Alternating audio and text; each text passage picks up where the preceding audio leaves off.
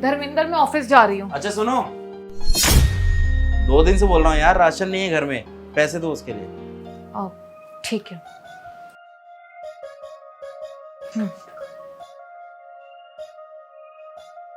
पूरे।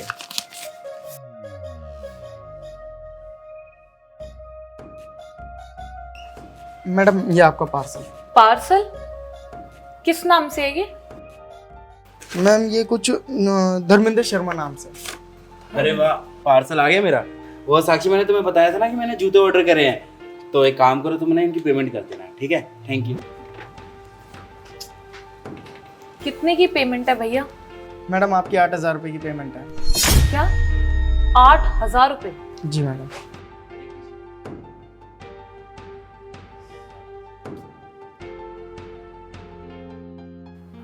अरे सुनो, ऑफिस जा रही हो क्या? हाँ बोलो। अरे मैं कह रहा था कि यार 4,000 रुपये दे देते। 4,000 रुपये?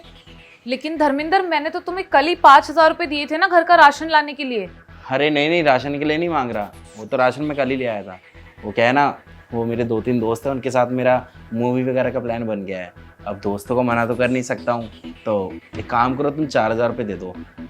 आते हुए कुछ खाने पीने की चीज़ भी ले आऊँगा। ठीक है, देती हूँ।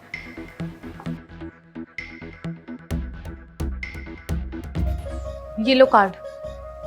मेरे पास कैश नहीं है, और हाँ प्लीज ध्यान से खर्च करना। अरे हाँ हाँ, आराम से ही खर्च करूँगा। चलो तुम ऑफिस निकलो, मैं भी जरा घूमने जाऊँगा आज।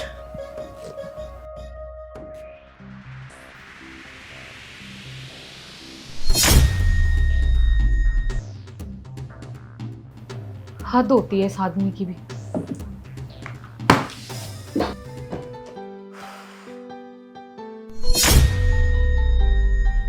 अरे साक्षी, तुम आ गई?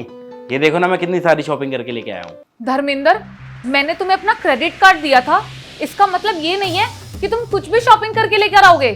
अरे ये क्या बोल रही हो तुम? मैं कोई फिजूल खर्च थोड़ी कर रहा हूँ, ये घर का सामान ही तो खरीद के लेके आया हूँ। अच्छा, घर की जरूरतों का सामान। और जो तुमने कल जूते मंगवाए थे वो क्या घर की जरूरत का काम था?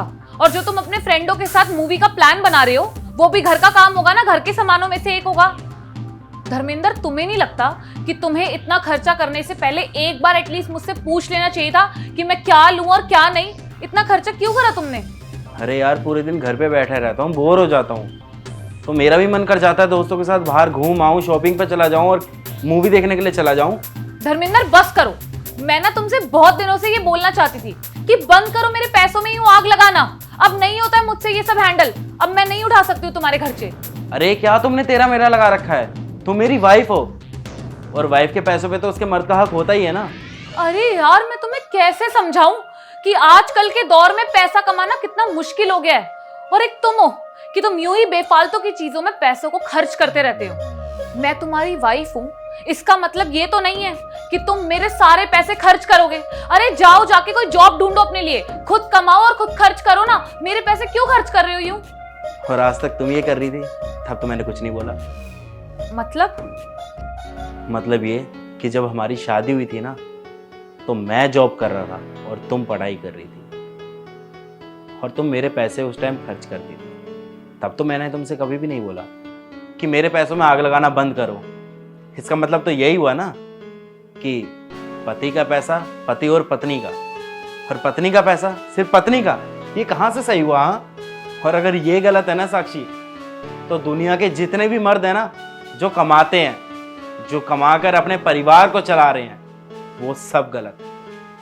इस तरीके से तो पतियों को भी अपनी मेहनत का पैसा किसी को भी नहीं देना चाहिए, और अपनी पत्नी से स्पेशल बोलना चाहिए कि उनकी मेहनत के पैसों में आग लगाना बंद करो, और उन्हें अपने परिवार का कोई भी शौक पूरा नहीं करने देना चाहिए, और जिम्मेदारियां भी नहीं उठानी चाहिए। यहाँ तक कि पतियों को तो अपनी पत्नी को ना घर में कैद कर देना चाहिए। जो वो खर्चे के लिए पैसे मांगती हैं, शॉपिंग के लिए, बाहर मूवी जाने के लिए, किटी पार्टी के लिए, इस तरीके से तो वो भी गलत है, वो भी मत दो। बात सिर्फ इतनी सी है साक्षी, जब एक मर्द कमाता है ना, तो वो अपने पूरे परिवार के लिए कमाता है, खुद के लिए नहीं। और वहीं पर अगर औरत कमाने लग जाती है, तो वो सिर्फ और सिर्फ अपने लिए कमाती है। और अगर गलती से मर्द कमाना बंद कर देना, तो उसकी कोई इज्जत नहीं करता है। उसकी फैमिली एक गिलास पानी के लिए भी नहीं पूछती है उससे। जैसे कि तुम अपने आप को ही देख लो, आज पता चल रहा है कि तुम मुझसे कितना प्यार करते हो।